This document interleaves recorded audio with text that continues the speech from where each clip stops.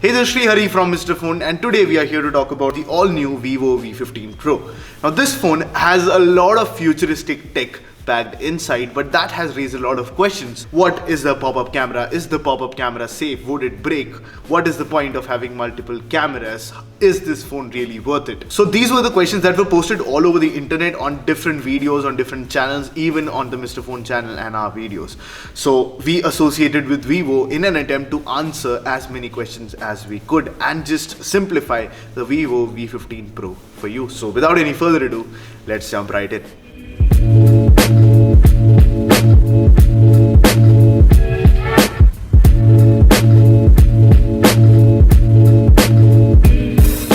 We're going to talk about the front camera, which is not something that a lot of people start with, but we are starting with it because it's good. So first of all, before we go to the camera, just take a look at this display.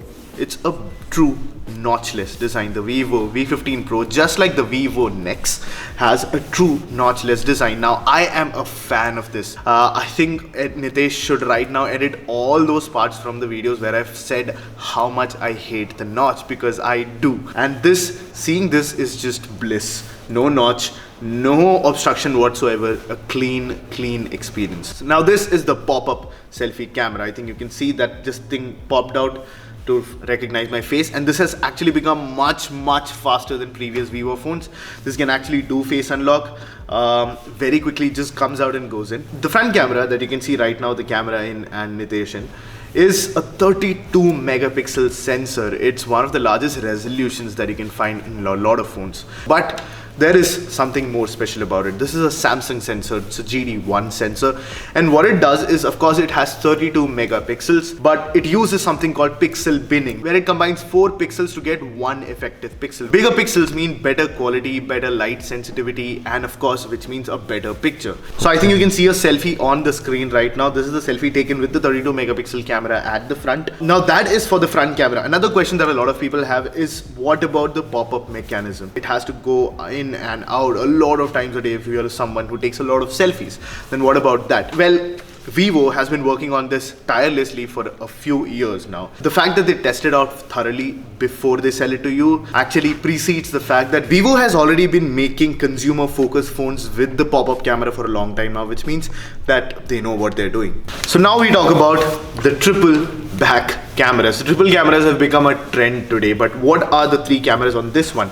Well, the primary one, as a lot of you know, is the popular 48 megapixel sensor. This is a Samsung GM1 sensor. Samsung sensors at the back and the front, the 48 megapixel camera and the 32 megapixel sensor at the front.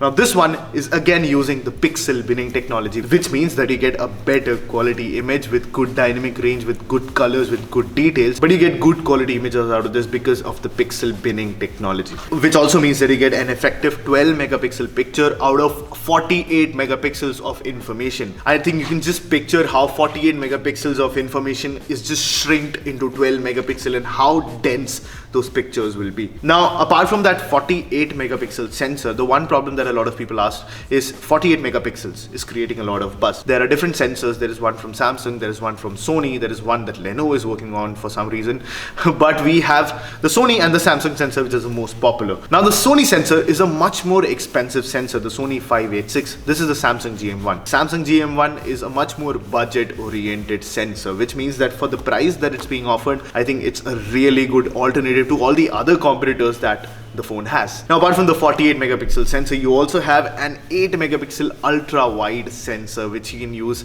to click really wide images. You can see that right now. Wide cameras are my favorite ones. I don't like telephoto cameras a lot. Wide cameras are my shiz, and I really love photos that are taken using wide angle cameras. The third one is a 5 megapixel depth sensing camera, which means that you get really crisp bokehs in the background and a good cutout. Now, what about the software? Is it just the hardware that's good? Actually not. Vivo has been working tirelessly on their software for a long time, and I have to say that Vivo's camera app is among the good ones that I like in the industry. There are a lot of smartphones with good cameras, but camera app is something that a lot of them have not been able to figure out. Vivo actually has done a good job, and it's gotten better over the years. Of course, as I told you, it uses pixel binning to give you 12 megapixel images, but you can also turn this on and get a 48 megapixel image if you want. Now, what is the futuristic tech here? Well, One of the things is the portrait lighting thing, which I like a lot. Now that's not really too futuristic, if I may, but I'm not someone who likes beauty modes a lot, but I am someone who has used the portrait lighting effects a lot for my pictures. They don't beautify your face necessarily, but they give you a good vibrant look to the image without it looking very unnatural. But probably that doesn't feel futuristic to you. Then what does? Well, there is one feature that I think is one of the most exciting things that I've seen on a smartphone, and that is here on this camera. What is that? That is AI portrait framing. Now, the AI term is something that we've been seeing on smartphones for a long time now, with Honor doing that since starting.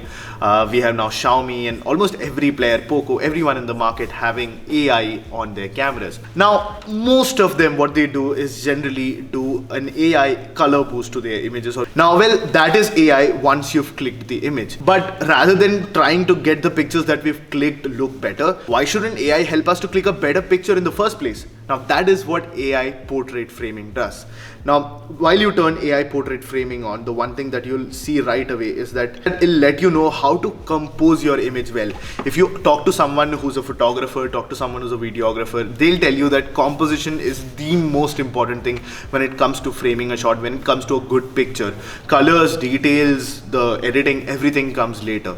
Composition is one of the most important things, and that is what this does. Basically, what this lets you do is frame the picture with the person in the best way possible, and it actually guides you through a dot to the perfect framing, which means that you get a well framed picture, which then when goes through the AI scene detection that Vivo is already doing, and also the color post processing that Vivo does, will get you a really good looking picture because you framed it well in the first place. I think AI is supposed to do things like this. It's supposed to help you click better pictures than try to edit your pictures in post. Of course, that is something that they should do, but this is a very, very exciting feature that I found on the Vivo V15 Pro. Now, during the Mr. Phone 2018 awards, Vivo Nex unanimously won the most innovative phone award. Now, what did Vivo Nex do to win that award? It had a truly notchless display, it had a pop-up camera at the front that made that possible, and it had a good ergonomic design even after having all that tech inside. Then what should the Vivo V15 Pro get? Because this is the same. It has the same truly notchless display, which is so seamless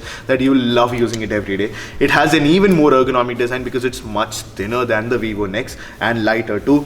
This also has a pop-up selfie camera. I think the Vivo V15 Pro is among the best phones that Vivo has made for the Indian market, and I'm sure a lot of people in the comment section agree with that. Let me know if I cleared your questions about the Vivo V15 Pro. There are a lot of people in our audience, of course, which is a very knowledgeable one, who know almost everything about a phone, but also there are a lot of people out there who are skeptic to buy something like this, and they go out there and buy things that are not really worth the price. Let me know what you think of the Vivo V15 Pro. Let me know if you feel like the future is really affordable with this one, or let us know if you'll wait for other phones to come out and the tech to slightly mature so that you can buy a phone like this. Basically, let me know anything that you want to in the comment section below. With that, I leave you to it. Thank you so much for watching. This is Srihari from Mr. Phone, and I'll catch you in the next one.